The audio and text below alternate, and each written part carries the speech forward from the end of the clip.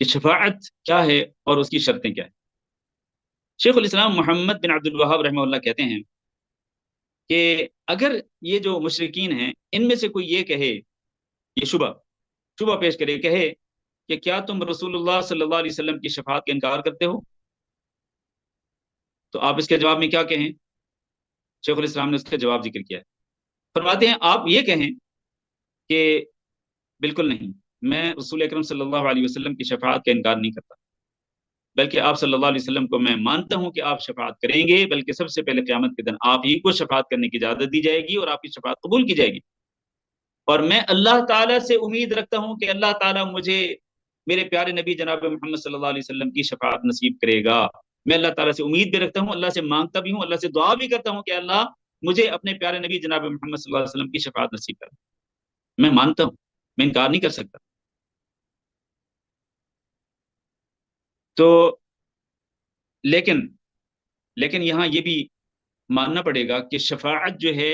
اس کا اختیار صرف اور صرف اللہ کے پاس ہے۔ قل للہ الشفاعت جمیعا،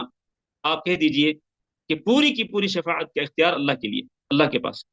لہذا اللہ کے اذن کے بغیر کوئی شفاعت نہیں کر سکے گا۔ اللہ نے فرمایا من ذا الذی یشفع عنده الا باذنہ، کون ہے جو اللہ کے پاس شفاعت کرنے کی جرأت کرے الا باذنہ، الا یہ کہ اللہ اپنے اذن کے ساتھ اللہ اس کو اجازت دے گا، اذن دے گا تو وہ شفاعت کرے گا، جس کو اللہ تعالی اجازت دے گا۔ حتیٰ کہ ہمارے نبی فداہ ابی و امی، میرے ماں باپ آپ پر قربان ہوں، ہمارے نبی جناب محمد صلی اللہ علیہ وسلم بھی قیامت کے دن اللہ کے اذن کے ساتھ جب اللہ تعالیٰ فرمائیں گے کہ ارفع رأسک، اے محمد صلی اللہ علیہ وسلم، جو آپ سجدے میں پڑے ہوں گے، آپ فرمائیں گے، اللہ تعالیٰ فرمائیں گے کہ اپنا سر اٹھائیے، نبی صلی اللہ علیہ وسلم سر اٹھائیں گے اور اللہ تعالیٰ فرمائیں گے کہ اشفع تو شفع، آپ شفاعت کیجیے، آپ کی شفاعت کو قبول کیا جائے۔ تو ہمارے نبی جناب محمد صلی اللہ علیہ وسلم بھی اللہ کے اذن کے بعد شفاعت کر سکیں گے، چاہے جائے کہ کوئی یہ کہے کہ ہمارا فلانا بزرگ، ہمارا فلانا پیر، ہمارا فلانا مرشد ڈائریکٹ اللہ کے ہاں شفاعت کرے گا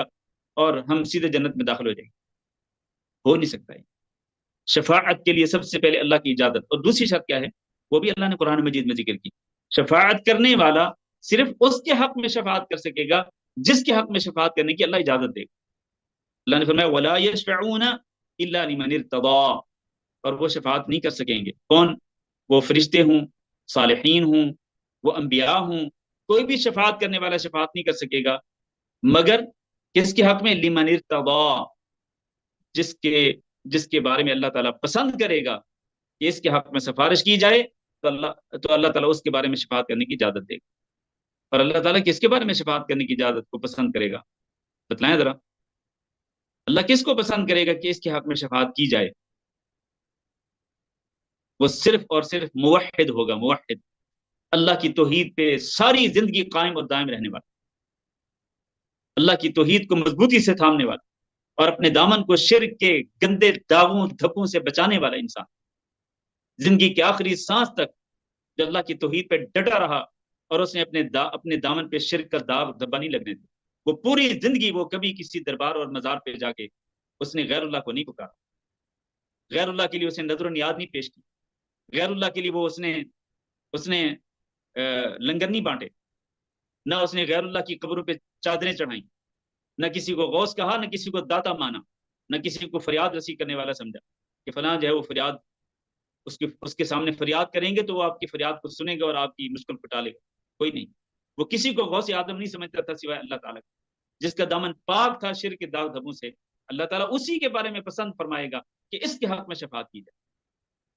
چنانچہ انبیاء اسی کے حق میں سفارش کریں گے۔ یہ تو اللہ تعالیٰ نے قرآن مجید میں ذکر کیا۔ تو جب سفارش کا اختیار پوری کی پوری شفاعت کا اختیار اللہ کے پاس ہے اور اللہ دو شرطوں کے ساتھ اجازت دے گا شفاعت کی، تو پھر یہ کیسے کہہ سکتے ہیں کہ جی کیا آپ نبی صلی اللہ علیہ وسلم کی شفاعت کا انکار کرتے ہیں؟ ہم کہتے نہیں، ہم انکار نہیں کرتے، ہم مانتے ہیں شفاعت اور یہ ہمارے ایمان کا جز ہے، لیکن ہم یہ بھی مانتے ہیں کہ یہ شفاعت جو دو شرطوں کے ساتھ، اللہ کا اذن اور دوسرا اس کے حق میں شفاعت ہوگی جس کے حق میں شفاعت کرنے کی اجازت دی جائے گی۔ اور یہ تو حدیث میں موجود ہے، نبی صلی اللہ علیہ وسلم نے فرمایا، جب حضرت ابو ہریرہ رضی اللہ تعالیٰ عنہ نے آپ سے پوچھا تھا کہ اے اللہ کے رسول آپ یہ فرمائیے کہ من اسعد الناس بشفاعتک یوم القیامہ، لوگوں میں وہ سب سے بڑا خوش نصیب کون ہے جس کو آپ کی شفاعت نصیب ہوگی قیامت کے دن۔ کتنا عمدہ سوال کیا،